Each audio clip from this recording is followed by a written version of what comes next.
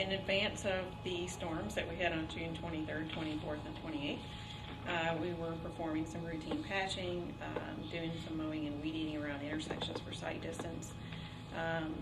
We had some significant damage to roadways due to the storms. We had several roads wash out, pipe blockages, severe shoulder and ditch and stream bank erosion, and some bridge scour. I thought I'd hit some of the highlights with you just so that you're aware of what's going on, and let you know too that we're continuing to discover things that need to be repaired, and I expect for that to happen over the next probably at least another month. So just ask that you all have some patience with us. We're trying to get to everything as we can, but it is a significant amount of work. We had some pretty significant damage along Interstate 64, particularly on the westbound lanes near anywhere from exit 14 all the way to the West Virginia line. Also some severe damage along routes 311, 159, 18, Route 60, Old 60, Route 600 along Johnson's Creek, Ugly's Creek, around Boys Home, and Jerry's Run. We had two significant slides, one on Carlton Drive, which is a frontage road that actually comes out of the city of Covington, but it's still one of the roads that we maintain. That hopefully should have been cleaned up, but we've got a pretty significant amount of slope repair that has to be done there. And we've also got a section on Route 60 on the east side of Clifton Forge, both on the east and west side of the retaining wall that's there, that is going to have to be repaired as well. And we've kept our geologists busy in all of this to make sure that any of the repairs that we're doing are in line with the material and the issues that have occurred.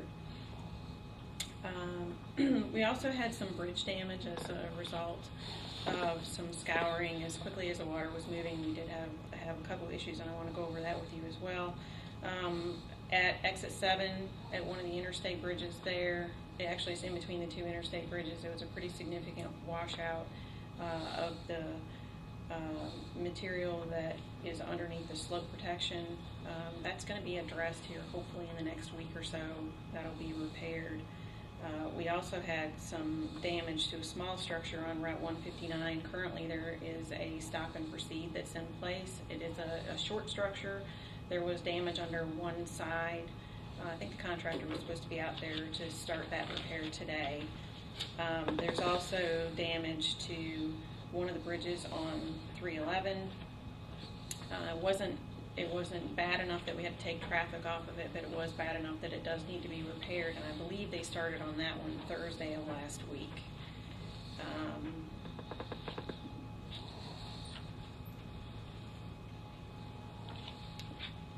The other big bridge structure that we have is the Humpback Bridge. There was a significant amount of damage to it. I understand that there's been a lot of interest from the public in what the plan is for that. We do plan on making those repairs to the structure. One of the things that we're doing this week, there's a large tree that's across one end of it that's going to be taken out, and then we can go in and do a full evaluation. But the anticipation is that we're going to be able to repair that, and partnering also with the Department of Historic Resources, because that is a historical structure, to make sure that we can recover as much of the native material that was used for the approach work. A lot of the stone did wash away because of the high waters, but a lot of it's still within the vicinity, and we want to make use of as much of that as we possibly can. Currently, the bridge is closed to pedestrian traffic going across it. One is because the tree is on the other end, but we want to also make sure that we have a chance to fully evaluate the structure before we reopen it to pedestrian traffic. But the park is, at least on this side of Dunlap Creek, is still open. So if people want to stop and still see the structure, they can. We just ask that nobody walk on the structure or underneath it or around it until we have a chance to fully assess it. And but we have every intention of making those repairs, and we should have a better plan.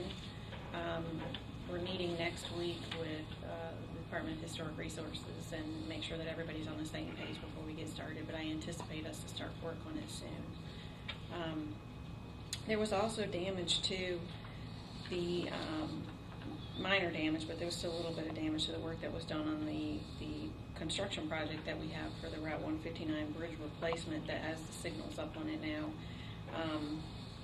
There are just some impacts due to high water, but I'm not really exactly sure if that's going to impact their end scheduled date on that project or not. I'll keep you posted as we discover what's been disturbed, but it looks like the actual box that they're placing is in good shape, so thankfully we don't have anything to worry about there.